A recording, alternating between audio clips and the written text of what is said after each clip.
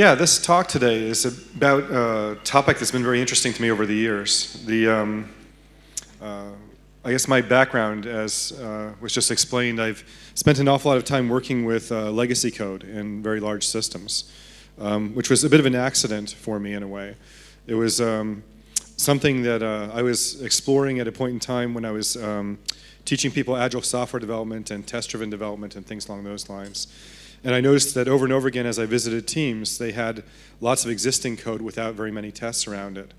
And it's a very good thing to go and have those tests when you were doing refactoring, things along those lines. So I spent some time learning how to do that sort of thing and spent time then working with teams doing that. So yeah, the interesting thing about working with legacy code, though, is that as you do that, you're constantly confronted with the nature of what software is as opposed to what we wish it to be. And that's an interesting thing because I notice over and over again that there seems to be some discontinuity between the way we talk about software and what we actually end up with often. I don't know how many of you have heard of a man named Steve McConnell. He wrote a book called Code Complete years ago. And I remember running into him at a conference at one point, and you know, when he saw I was the person who wrote this book about legacy code, he said, yes, among friends of mine, when we talk, all we have to do is tell each other that a system is 15 years old, and we know what we're talking about, right? You don't really have to say very much more than the fact that this system is 15 years old, and you know roughly what its structure will be like, what it's going to seem like, how hard it will be to work within it, things along those lines. So that is, to me, very interesting, the fact that we end up with things which are roughly the same no matter what we do, okay? There are many things we can do to decrease the entropy in a code base, but quite often things tend to kind of fall apart in very predictable ways. And it is very interesting to me, as I said, that people don't really have this conversation very much about how this is different than our expectations, right? I'm sure that many of you involved in project planning, quite often you have documents that you write up to go and explain what it is you want to do. You draw boxes with lines, you want to kind of show the architecture that you expect to go and have, and we plan it and we hope that it's going to be that way, right? And then, in the past 10, 15 years, we've had agile software development, which has been basically telling us things like, architecture is good, but basically you can refactor your way to a design, right? You can start out with something simple, you modify it, and as long as you have tests in place around things, you can change your design very dramatically from one thing to another. And that tends to work out in many cases. But I think that there's really something kind of like missing in the center with this. It isn't that we can plan everything out and it all works out okay, and it isn't that we can just basically start with anything and move towards anything we want to over time. Some things end up being harder to change than others. Years ago, I ran across an interesting definition of architecture, and essentially it's this. And I wish I could remember who it was that said this, but it seems like a rather truism, okay? There are parts of our architecture that we cannot change all that easily, regardless of how much skill we have at refactoring and doing things along those lines.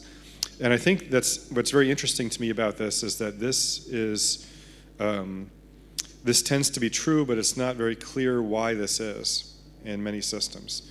Theoretically, we should be able to move from one thing to another, having tests in place, refactor, we end up where we are. But I think at the core of why this is true, we find out something very interesting about the nature of software. So to kind of like lead into this, what I want to go and mention first off is that it seems that we have this this notion that our design can be perfect in the sense that we can have very little coupling, and if we have very little coupling in our design, then change becomes very easy. But I think that we can kind of see past this and recognize that, in essence, this isn't always true. Quite often, we end up coupling things in ways that we don't quite expect to be a problem, and then later we discover that they are a problem. To give an example of this, imagine that we have some kind of a system for going and doing e-commerce, and we have some class in the system, in an object-oriented system, and it has some kind of a tax calculation. And it also handles charges and discounts and things along those lines. And we can see these as being rather distinct responsibilities. But then somebody comes in a bit later and they say, wow, what's interesting is that we can actually change our code to go and model taxes as charges within our system. And so they do a little bit of refactoring, and they end up kind of taking these two things, taxes and charges, and merging them together into the same structure.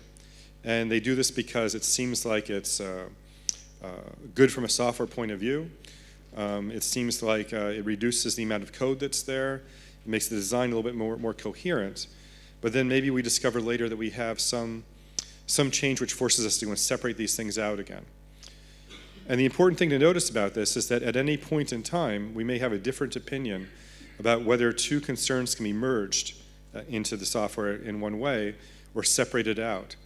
I don't know how many of you have heard of single responsibility principle, okay, in software design. It's the notion that a particular class or a particular method should have only one core reason to change, one core responsibility. And when we do this, we end up with this interesting quality, orthogonality.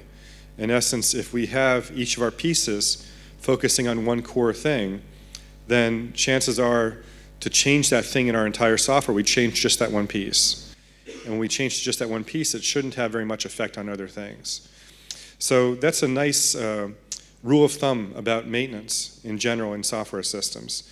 And it really comes down to this notion of understanding what separate responsibilities should be and what things could or could not best be coupled together.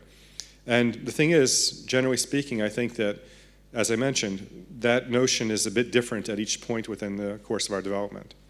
It's not just an objective standard in a way. Another thing which is interesting to notice is that quite often our ideas about what a design should be will change in many other ways. I don't know how many of you are involved in creating web-based applications, for instance. But quite often in most web-based applications and also in desktop applications, you have the notion of models, views, and controllers, or some variation of that, some MVC architecture, or any of the other type of architectures for web applications. And one thing I've seen every once in a while is enormous fights in an organization about whether a particular thing like validation should belong in, say, a model class or in a controller class, right? And what's interesting is that sometimes you look at this and you say, yes, it belongs here, it belongs there, and you discover that over time it makes more sense for it to move to another place. And if you are an astute team, you'll do that. You'll actually move it from one place to another. But quite often people have this feeling that there must be one proper place always for these things, and they don't pay attention to the undercurrents in the design, which should lead them to going and putting things in different places over time in the architecture. And that's kind of fascinating in a way, that we often have this static view of architecture. We often have this feeling that, we can plan out in the beginning, this is where something belongs, and once we make that decision, we don't really have to go and revisit it all that often. And as much as we talk about refactoring and systems growth, there's very little, I think, recognition in the industry that sometimes it's lifetime appropriate. This belongs here in the beginning of a project, and then over time we discover it belongs over here. And there is no one right answer for this kind of thing. So this kind of points us to a notion of software itself being a very generative thing, in essence.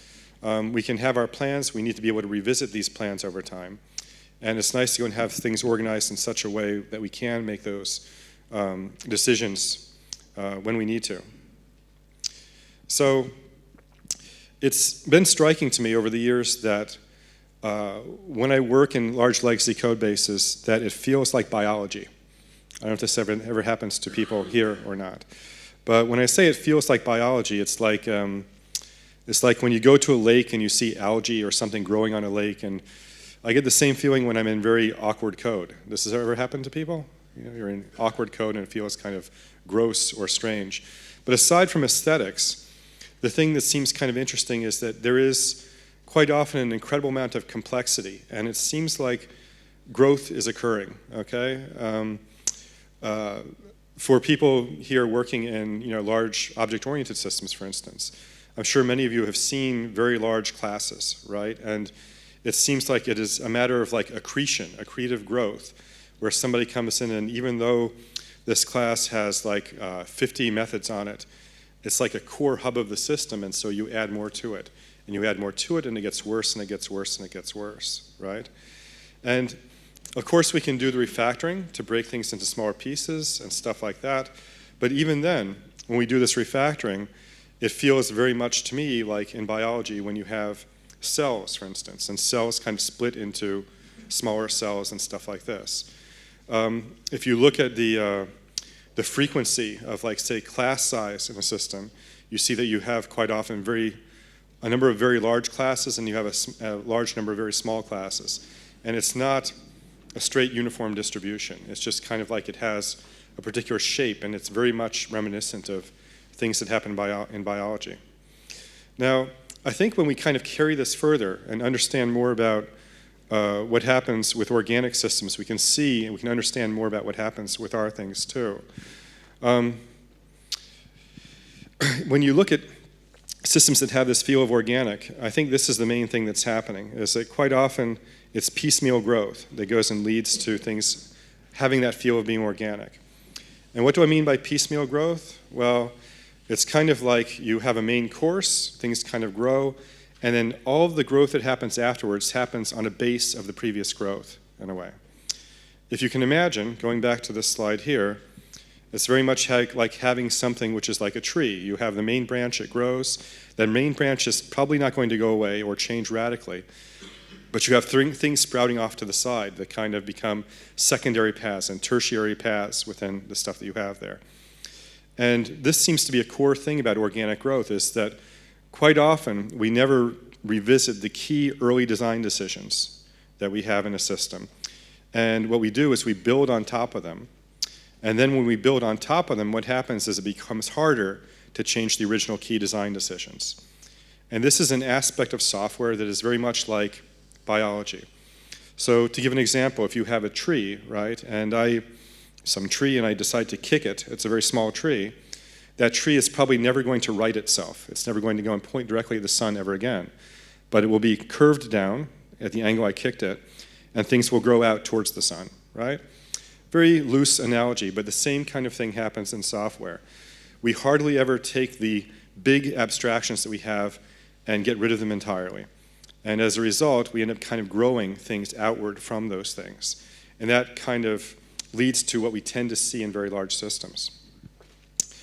And I think another thing to point out is that essentially this piecemeal growth, it does bias towards existing structure, and it leads to complexity and intractability.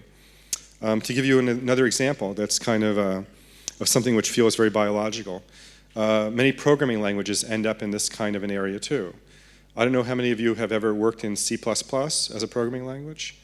Very interesting programming language. A very key design decision in C++ in the very beginning was to maintain backward compatibility with C. The idea was to be able to take any C program and be able to compile it in C++. And as a result, there were certain things about C that they kind of adopted early on and said, this is going to always be true in C++. And when you look at things now, it's like it's never been able to erase the original complexities, things like pointer versus reference semantics and the declaration syntax, and all these things that they have to kind of maintain. And as a result, it's like maintaining that backward compatibility leads to almost like a Moyer pattern of complexity around these things. And that's a quintessential example of a system that has become very complex because we cannot revisit the early design decisions in a way. So, yeah, this notion that architecture is the thing that you cannot replace with having a different system, there is something very key to this. And that does mean that we quite often live with key architectural assumptions that we make early on in our systems. And it's important for us to kind of know this, that we cannot completely refactor ourselves out of any particular hole that we happen to have. Or perhaps we can, but it may take an inordinate amount of time and money to do this sort of thing. So having a good base architecture is a good thing to go and have in systems. And it's also key for us to go and understand what's possible going forward. Another thing to notice about this too is that if we do have some core architecture that is hard for us to change, we do have a lot of potential to go and keep things alive for a long time, to keep things vibrant for a long time. And the way to do this typically is through refactoring. But again, you cannot kind of refactor towards a completely new architecture very easily in many cases. Instead, it becomes the thing of kind of like noticing when things are problematic and moving towards better structure in the context of what we're doing. A way of going and approaching this that I find kind of useful is to essentially go ahead and look at the system that we have, and periodically when we want to go and add some feature to the system, to take a look at it and to examine the possible ways that the system might change in the future as we add this feature in. Okay? This is a strange thing because quite often what we hear in software development is that yes, we can refactor towards better design, that we shouldn't be going and sort of like trying to over-design things or plan too much for the future, right? And I'm sure you've heard this kind of advice before for things. But an interesting thing to go and notice is that not all structures are equal, and quite often not all ways of adding features into a system are equal. So thing to consider is as you are going and adding a feature into the system, sometimes it pays to go and actually look at the system and say, look, we're adding in this feature. What happens now if we added in another feature later, okay? If we added in this feature or this feature or this feature, and many of these things may be things that just never will really happen, right? They may be features that you are kind of thinking, well, someday the customer may ask for this sort of thing. If I have my structure the way it is now and I choose to go and add in this feature, what changes? And as a result of thinking this way, you can start thinking about, you start doing little things sometimes that are not really targeting this new hypothetical design that will happen if you have that feature, but just doing things which kind of increase the poise of the system, in the sense that it's kind of like now you end up with something which is, it's adaptable, you kind of understand that there's a vast panorama of different ways that things can go, and the way the code is kind of situated now, it's probably going to be able to address each of these things without too much trouble. Now, for those of us who've been involved in the design community for years and years, we know that there are things we can do which will help us get our designs to that particular point of flexibility. Many of these are termed design principles. As I mentioned earlier, single responsibility principle is one of these things. There's another key one developed by Bertrand Meyer called the open-closed principle, basically saying that abstraction should be closed to modification but open to extension, things along those lines. And we can look at particular parts of our system and see where our design is matching these principles or not. But often it makes things far more concrete to go and sort of imagine hypothetical futures, things that we might want to go and add into the system and say, is our system poised to be able to do this? Now doing this, the situation that's kind of awkward is that we have a temptation now to consider that we might, if we do this, to consider that we might be over-engineering. But I'm not asking you to actually do those things, but rather to think about those potential directions. This idea has a bit of a long legacy. There's a man named Peter Schwartz who wrote a book years ago called The Art of the Long View. And this is a book about his experience with Royal Dutch Shell back in the 1970s. And what they were doing within that organization was basically trying to do planning for the future of their company. But they did it in a very interesting way. Rather than looking at all the events that could happen in the world and anticipating the right way that things might proceed, what they did is they created a bunch of different scenarios for the future. And in those scenarios, they were able to go and see that, yes, well, maybe there could be a war here, or there could be this or that or the other. And all these were very wildly different scenarios. And they just did this to actually mentally go through the exercise of examining, are we poised for all these things, even though 90% of them may not happen, right? It turns out that by testing their current situation against many possible futures, they were able to gain confidence in the particular state that they happen to be in and know how to mitigate risks. And the same thing can happen with us in software development. We can go ahead and look at these possible futures without necessarily going and adopting one as a target and saying, yes, we must move in this direction, do all this work to prepare for something which may be wasted effort. So, yeah, I kind of have this view now that over-engineering, or what we typically call over-engineering, is essentially this: weighting a possible future too highly in design.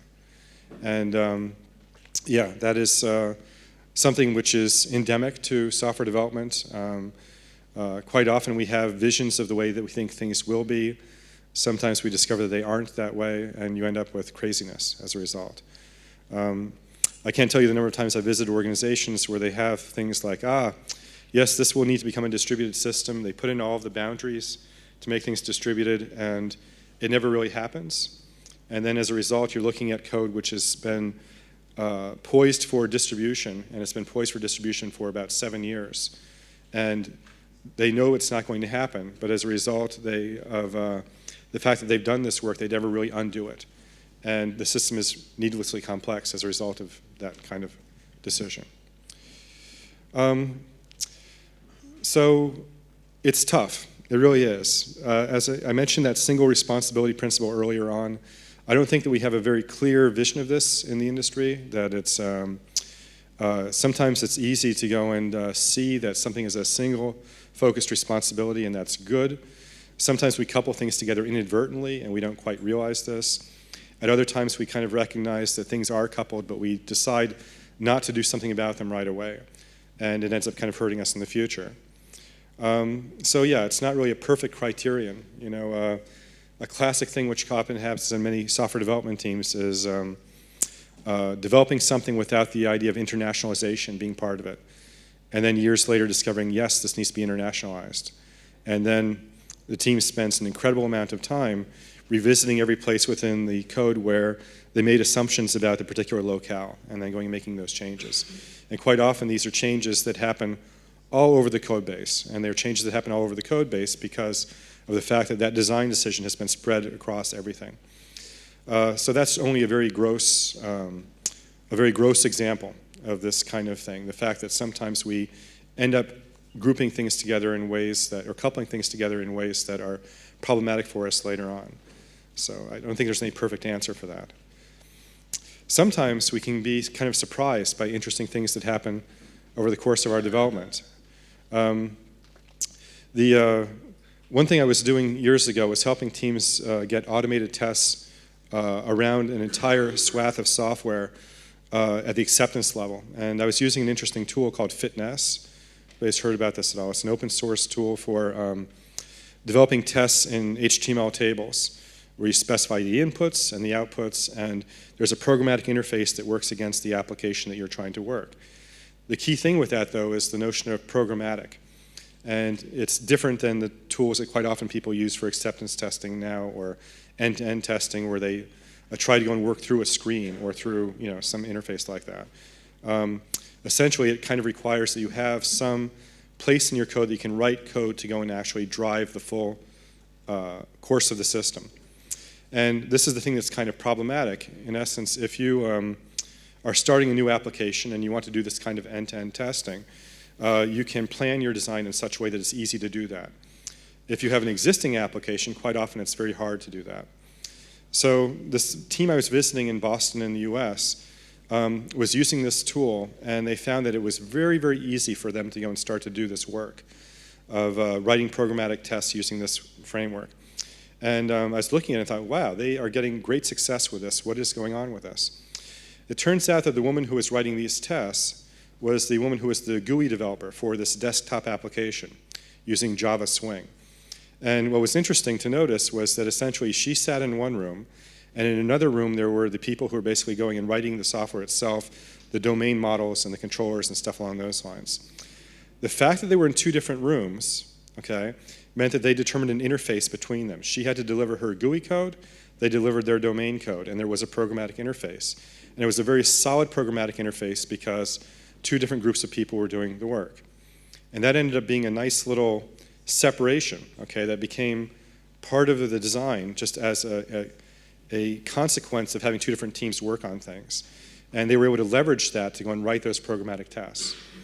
Now, what's very funny to me is that quite often if I visit a team and I say, yes, in your design you should have a programmatic layer between the GUI and the rest of the domain.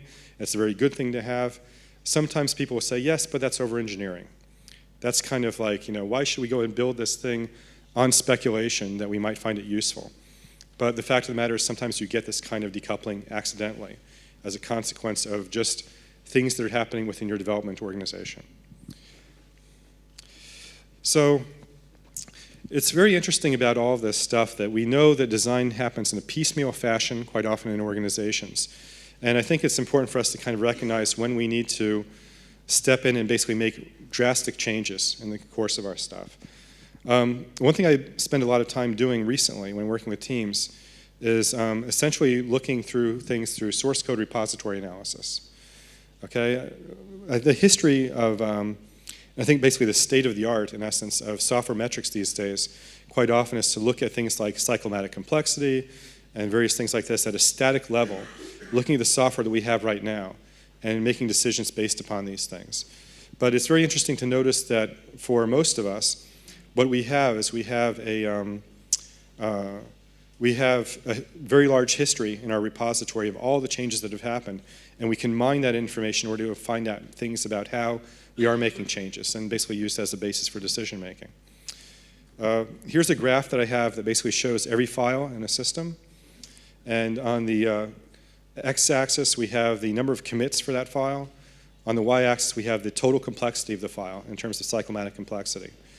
And it's kind of interesting to look at this because you can see a couple of things. For us, really, it's nice that we have many things in the lower left-hand corner there, right? What's nice about that is that essentially we have many files which we haven't changed very often, and they have very low complexity, and that's kind of nice from a systems point of view. What about this file that's way up here in the top right-hand corner? Anybody want to believe that that's a scary file? It is. I know this system. It's a scary file, right? It has lots and lots of complexity, and worse than just having the complexity, people visit this all the time, okay? And this is something which is worth paying attention to. Is this an area where we need to go and revisit our design and find less intrusive ways of going and adding in our software, adding in our code? And that's a very powerful thing to recognize. We can look at this static view of the system now and understand what's happening within it. As well, we can basically look at this periodically and look for trends, look for things that are happening in order to go and basically make decisions based upon what our empirical experience of the code base happens to be. Here's another interesting diagram. This is one single method in a code base, and it's the number of lines in that method, okay, over the entire history of that method. And so you can basically see it started out rather small. We added some lines, we added some more lines, we removed some lines. This graph doesn't tell us whether we're deleting code just to get rid of functionality or refactoring by moving that code into a different method, for instance. But essentially, by looking at these trend lines, you can get a sense of how much churn you have in the code base and get a sense of what kind of decisions are being made. You can also get a sense of whether people are practicing good software design skill in terms of moving functionality when it's appropriate and keeping complexity under control. This is another graph which basically shows a single class and shows all of the methods in that class. And by looking at these sorts of things, you can get a sense, again, of how often refactoring is practiced. When do people sort of choose to go and basically move, separate responsibilities within a code base, and how do they actually go about it? And again, as I point out, this is a more dynamic view of what's happening in a project than what we typically have. Quite often, we are only interested in just what's happening right now. And as a result, we can, as we're digging into these things, we can learn far more about how we do things. We can see the way that particular developers practice their work, and we can develop guidelines about particular things. Another thing I've done with teams that I found kind of interesting is to essentially go ahead and give feedback about things that we wouldn't see at a static level. Now, software developers, I'm sure many of you have encountered this situation where you come into a code base and you see some function that's like 300-400 lines long, right? It's just a huge function, and we don't really know when we look at that how it actually got to be that way, right? It's an interesting thing to notice. Sometimes we have things that are smaller, maybe 20 lines or so. And when we are looking at this 20 lines of code, we think, well, I need to add in this functionality, and it's going to make it now 5 lines longer. It's not really a very big deal. I'm doing this particular thing, and it's very much like a very slow, accretive thing that happens in development. Eventually, we end up with those 500-line functions. A way of getting feedback to developers as they're doing things is to do something like this analysis. And I apologize for the Ruby code. I don't know how many people here read Ruby, but here's the idea behind this. This is something that ran on check-in within the team I was working with. And what it did is it basically gave the developers feedback when they made changes to particular methods in the code base. It would go ahead and give them a list of all of the methods that have been increasing in size the last n times that they've been touched, those particular methods, right? And that's very interesting to notice. You may take that 20-line method and add 5 lines to it and think, yeah, there's no big deal. But would you behave differently if you learned that the past 3 people that touched that method chose to do the same thing? That nobody really felt comfortable at that time to refactor this and make it smaller. And that's a very interesting piece of information, okay? And I think that's one of the ways that we can kind of like avoid that runaway situation of having terribly, terribly large methods, is to make it really reflective and apparent to us when we are choosing not to do refactoring, and we can ask ourselves, why? Why are we choosing not to refactor now? Why is it that the people before me chose not to refactor? And that kind of reflection in a code base and in a team can be an extremely valuable thing.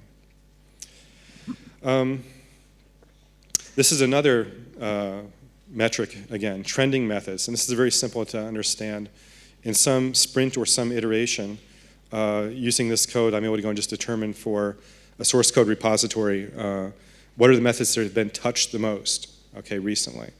And quite often, it gives people some kind of visual feedback about the things that are happening within the code base. And that's just another thing to understand in a team. How is the growth happening right now?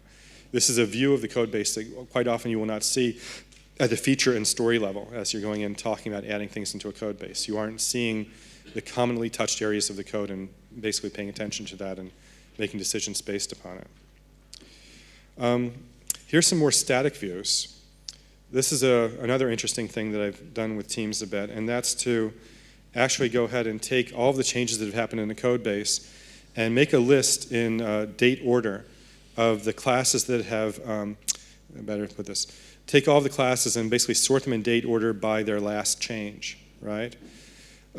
Quite often when we're working in an extremely large code base, what we end up with is lots and lots of classes, and we may have, 5,000 classes. But the thing we may not realize is basically that for the past 2 years, maybe we've only touched about 70 of those classes, and the other ones are things which have not changed for years, right? And they may never, ever change again.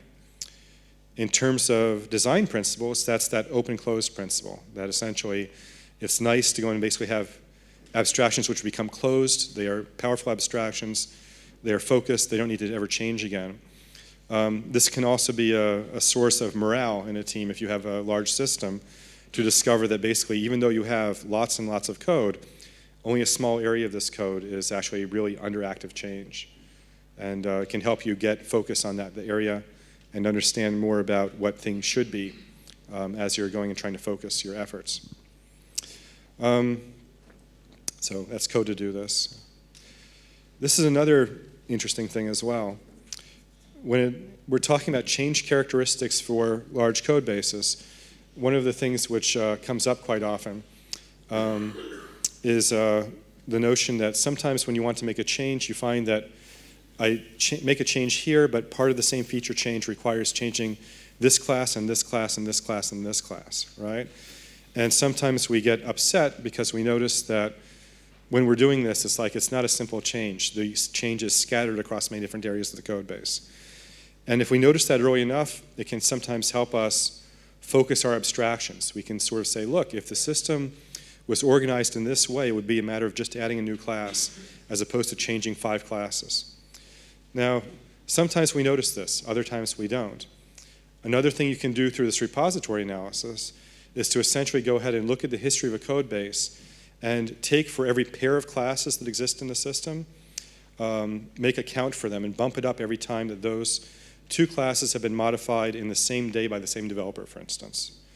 And in doing that, you can end up with a very large list of classes sorted in order of the number of times things have been modified, and sometimes you find surprises. Sometimes you notice that, well, whenever I change this, I'm changing this other thing too at an 80% 80% of the time. And when you discover that kind of thing, it can lead you to think, that's like, maybe I should revisit my abstractions. Maybe if I do, I can discover better ways of organizing things. So there's some code for that. So thing to go and mention as well, this card checking thing that I was talking about, of going and trying to imagine prospective futures. This is a way of kind of like moving away from the problem that we have quite often where we take metrics too seriously, where we say there should be some cap in terms of like the amount of complexity that we will have in a code base. We can get into trouble by saying things like our maximum complexity for all the methods in our code base should be 10 or 12, or the maximum length should be 20 lines. Quite often those hard limits will cause us to mutate things in various different ways. In my experience, it's far better for us to go and essentially keep the judgment within the development team, recognize that our software is going to look very organic, and as a result, essentially go ahead and tend our software development as if we were tending a garden in a way. And yeah, hard limits quite often give us crazy effects. I don't know how many people here have dealt with a situation of having an organizational mandate to increase test coverage, okay, over a period of time in a code base. I've seen terrible things happen as a result of that. You can do that sort of thing, but quite often what happens is that you end up kind of mutating your code in very strange ways because people target the metric as opposed to going and sort of writing the most appropriate tests in particular situations. There's always that danger with metrics if you're not careful about that. Another thing to point out as well is if we are taking this notion of biological change within a code base very seriously, there's one thing that's kind of missing. You remember earlier I was talking about taking big classes and breaking them down into smaller classes? That's very much like cell division in biology, right? And so, yeah, I find that there's like a correspondence with that sort of thing, and we can use that as a metaphor to understand what we do. There's a very strange thing about this also, though. When you look at how biology makes very durable systems, it does it very differently from what we do. Okay? How many people are working here on a system that's 15 years old? Yeah, 20 years old? Okay, it goes on and on and on. There are many very long-lived systems in the world, and quite often the end life of those systems is not very pretty. People try to keep them on life support forever. I see systems shipped to third world countries with very low labor costs, trying to do everything they can to go and keep this thing running because they can't run the business without it and they can't afford to go and migrate off of it, right? We want our systems to live forever. But in biology, that hardly ever happens, right?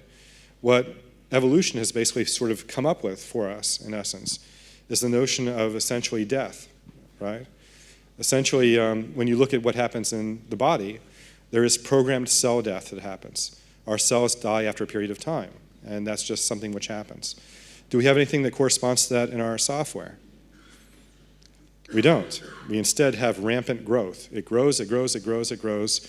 We deal with massive complexity. We are upset by the complexity, and we don't know quite what to do about it. We incur increasing costs. Here's an interesting idea with this.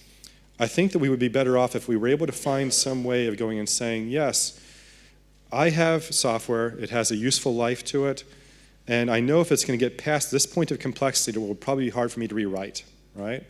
So while it's still less complex, I'm going to periodically go ahead and delete some of my software and rewrite it, even though there is not any clear business reason to do that right now. Does that sound like madness? It's interesting because you have to do it at the point where it's still rewritable. And often that's the point at which you can say, well, yes, I can kind of refactor this and stuff like that. Having a notion of when things are just about to get too complex to go and deal with, and then trying to go and massively simplify them either by rewriting or refactoring, and having a staged process for doing that kind of thing within an organization. I haven't seen teams do this yet, but I feel that there is something there. If there is credence to this biological metaphor, we should think periodically about the fact that we can go ahead and start to surpass some limits in our software. We can get to the point where things become totally unmanageable. And then quite often we're left with trying to prop that up or trying to go and basically rewrite things from scratch. But we should be able to go and plan particular pieces that we have for obsolescence and recognize that it was part of, that there may be a lot of value in essentially going in, choosing to go and just sort of say, look, this has become too complex. We know we can keep it, we can make money off of it, but we have a plan to get rid of it and replace it with something else. And I think there really is something there. I think beyond that as well, to the degree that we actually factor our code structure into our business decision making, we're better off also. This may again sound like madness also, but imagine having in an organization you have enough transparency between business and development to go and say, yes, it's like I can see the business wants to go and add these features in. The way the code is organized right now, that's going to cause a lot of massive trouble because of ways that we've unintentionally coupled things. What if we choose to make money in a different way instead? Now that's funny because we often have this notion that software should be subservient to business in the sense that whatever business says that they want to make money, we should be able to do. And quite often we can do that, but if we are not putting on the table the actual effects and what's going to actually happen with that, we may end up having suboptimal business decision making because we may end up going and taking things in directions which are not fully appropriate. So this is just something to think about, that we can have that kind of back and forth in a way. As well, a thing, if we start looking at biological growth, we should think about is this. I don't know how many of you have heard of Conway's Law at all. Okay, this is a very, if you haven't heard about this, I encourage you to look it up after this presentation and deal with it. Essentially, it's the notion that organizations that design systems tend to design systems that mirror their organizational structure. And sometimes people look at this pessimistically and say, well, that means that we are kind of stuck. But I've visited some organizations where they take this to heart and they actually go and alter team structure in order to achieve certain outcomes. Kind of like that thing I was talking about earlier with that separation between GUI and the rest of the organization. I've seen organizations say, look, let's specifically have different teams so that we can encourage interfaces between different areas of our software. And that's a high degree of maturity for an IT organization. So anyway, I think that we're really at the beginning of this sort of thing. Essentially, it's we should see software development as a far more organic process. And we also have the ability to not just hypothesize about this, but actually through repository analysis, learn about the things that have happened in our code base and use that as factors in our decision making going forward. And I encourage you all to explore that a bit.